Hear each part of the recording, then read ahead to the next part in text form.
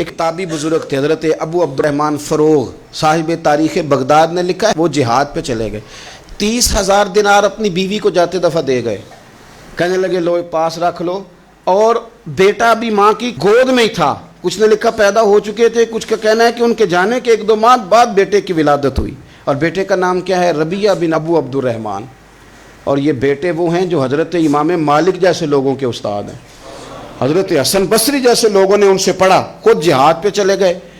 آج تو فوجیوں کی نوکری ہے نا جی، ان کا یہ نظام ہے کہ وہ جاتے ہیں، انہیں تنخواہ ملتی ہے، چھٹی پہ آتے ہیں۔ اس زمانے میں یہ تھا کہ مال غنیمت سے حصہ ملتا تھا، اور فتوحات کا یہ طریقہ تھا کہ یہ علاقہ فتح ہوا تو آگے چلے گئے، وہ فتح ہوا تو آگے چلے گئے، وہ فتح ہوا تو آگے چلے گئے، کسی نے لوٹنا ہے تو پابندی نہیں تھی، لوٹ سکتا ہے۔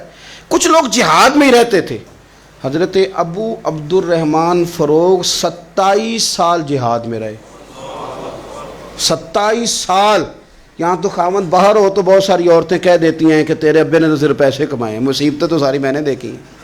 معاذ اللہ، بعض جگہ، سب نہیں لیکن بعض جگہ کہہ دیتی ہیں کہ وقت تے سارے میں کیتے۔ 27 سال شوہر چلا گیا، واپس ہی نہیں آیا، 30,000 دینار دے کے چلے گئے۔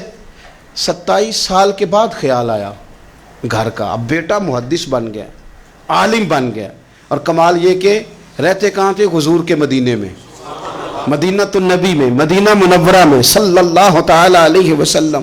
اور ان کے صاحبزادے حضرت ربیعہ یہ مسجد نبی میں، حضور کی مسجد میں بیٹھ کے نبی پاک کی حدیث پڑھایا کرتے۔ آئے گھر، دروازے پہ دستک دی، صاحبزادے نے دروازہ کھولا، نہ باپ بیٹے کو پہچانتا ہے نہ بیٹا باپ کو۔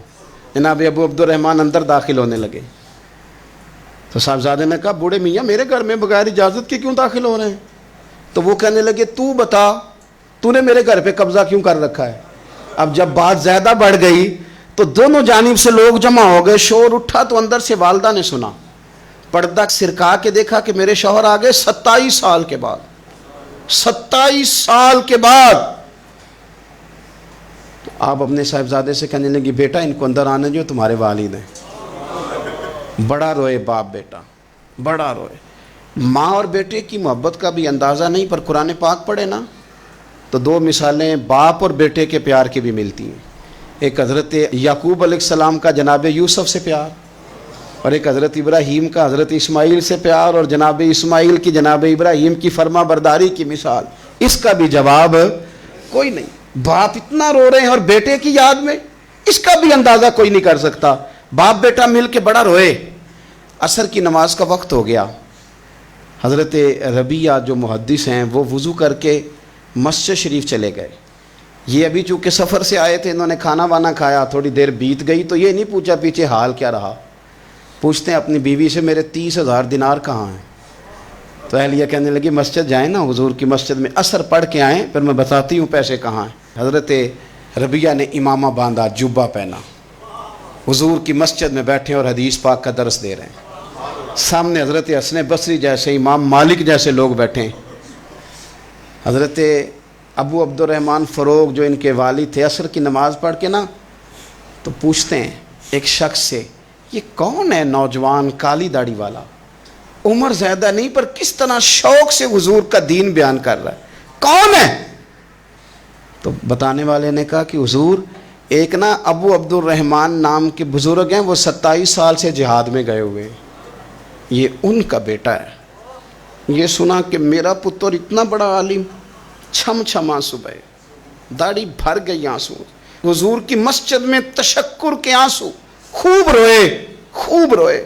اٹھے گھر گئے، اور جب آنسوؤں بھرا چہرہ لے کے گھر آئے تو اماں ساری بات ہی سمجھ گئی، کہنے لگی دیکھا ہے وہ بیٹے کو حدیث پڑھاتے، اب پتہ چلا میں نے آپ کے 30,000 دینار کہاں خرچ کیے، میں نے آپ کا پیسہ ضائع تو نہیں کیا۔